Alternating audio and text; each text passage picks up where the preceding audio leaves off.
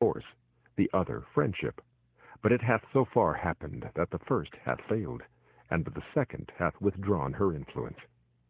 As much hath been said of the advantages of reconciliation, which, like an agreeable dream, hath passed away and left us as we were, it is but right that we should examine the contrary side of the argument, and inquire into some of the many material injuries which these colonies sustain, and always will sustain, by being connected with and dependent on Great Britain.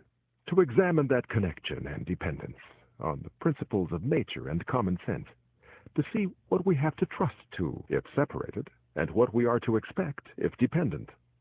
I have heard it asserted by some that as America hath flourished under her former connection with Great Britain, that the same connection is necessary towards her future happiness, and will always have the same effect. Nothing can be more fallacious than this kind of argument. We may as well assert that because a child has thrived upon milk, that it is never to have meat, or that the first 20 years of our lives is to become a precedent for the next 20.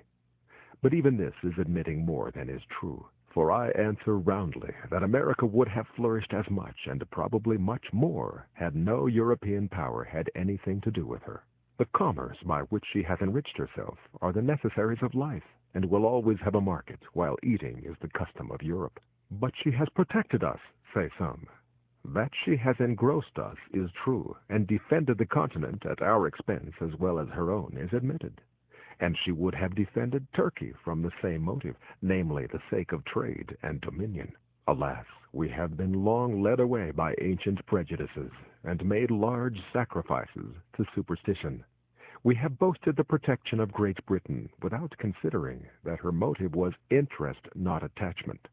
That she did not protect us from our enemies on our account, but from her enemies on her own account, from those who had no quarrel with us on any other account, and who will always be our enemies on the same account. Let Britain waive her pretensions to the continent, or the continent throw off the dependence, and we should be at peace with France and Spain were they at war with Britain. The miseries of Hanover, last war, ought to warn us against connections. It has lately been asserted in Parliament that the colonies have no relation to each other but through the parent country, that is, that Pennsylvania and the Jerseys, and so on for the rest, are sister colonies by the way of England. This is certainly a very roundabout way of proving relationship, but it is the nearest and only true way of proving enemyship, if I may so call it. France and Spain never were, nor perhaps never will be our enemies as Americans, but as our being the subjects of Great Britain. But Britain is the parent country, say some. Then the more shame upon her conduct. Even brutes do not devour their young, nor savages make war upon their families. Wherefore the assertion, if true, turns to her reproach. But it happens not to be true, or only partly so, and the phrase parent or mother country hath been Jesuitically adopted by the king and his parasites, with a low papistical design of gaining an unfair bias on the credulous weakness of our minds. Europe, and not England, is the parent country of America. This new world hath been the asylum for the persecuted lovers of civil and religious liberty from every part of Europe.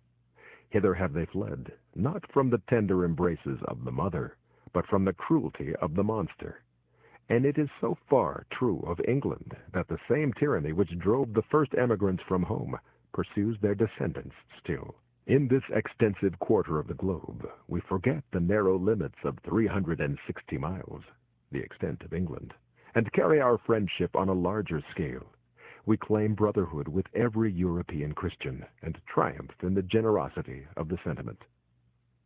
It is pleasant to observe by what regular gradations we surmount the force of local prejudice as we enlarge our acquaintance with the world.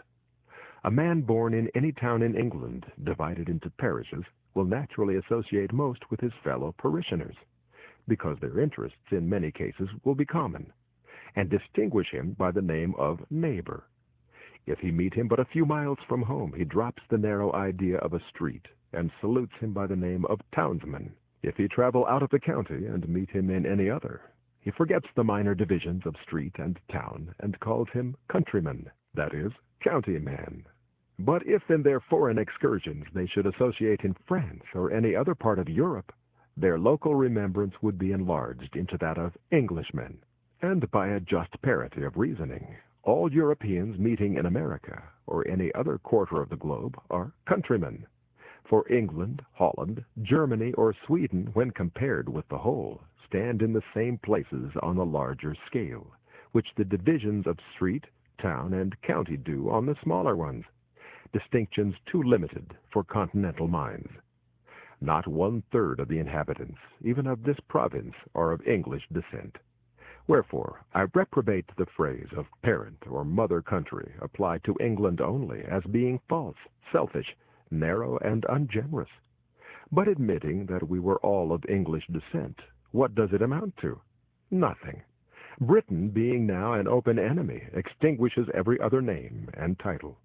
And to say that reconciliation is our duty is truly farcical.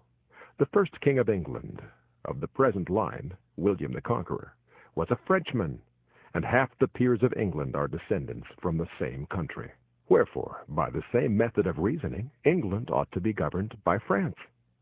Much hath been said of the united strength of Britain and the colonies, that in conjunction they might bid defiance to the world. But this is mere presumption. The fate of war is uncertain, neither do the expressions mean anything.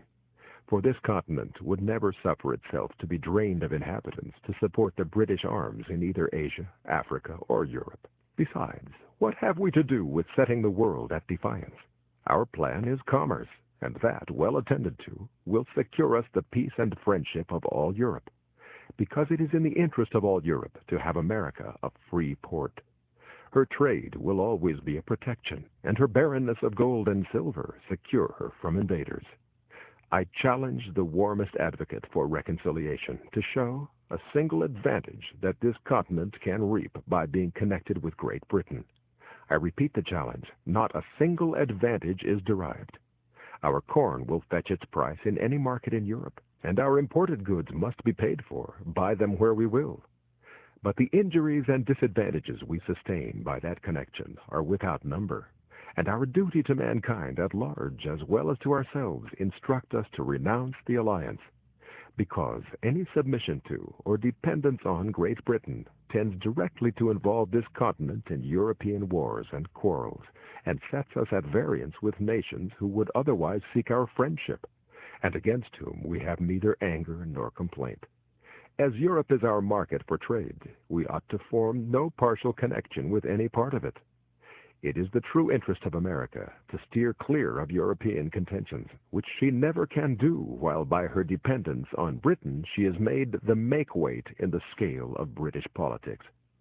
Europe is too thickly planted with kingdoms to be long at peace, and whenever a war breaks out between England and any foreign power, the trade of America goes to ruin, because of her connection with Britain.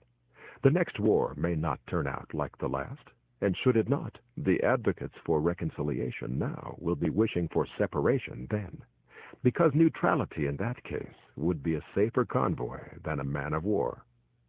Everything that is right or natural pleads for separation. The blood of the slain, the weeping voice of nature cries, "'Tis time to part." Even the distance at which the Almighty hath placed England and America is a strong and natural proof that the authority of the one over the other was never the design of heaven. The time likewise at which the continent was discovered adds weight to the argument, and the manner in which it was peopled increases the force of it. The Reformation was preceded by the discovery of America, as if the Almighty graciously meant to open a sanctuary to the persecuted in future years, when home should afford neither friendship nor safety. The authority of Great Britain over this continent is a form of government which sooner or later must have an end, and a serious mind can draw no true pleasure by looking forward under the painful and positive conviction that what he calls the present Constitution is merely temporary. As parents, we can have no joy knowing that this government is not sufficiently lasting to ensure anything which we may bequeath to posterity. And by a plain method of argument, as we are running the next generation into debt, we ought to do the work of it. Otherwise, we use them meanly and pitifully. In order to discover the line of our duty rightly, we should take our children in our hand and fix our station a few years farther into life, that eminent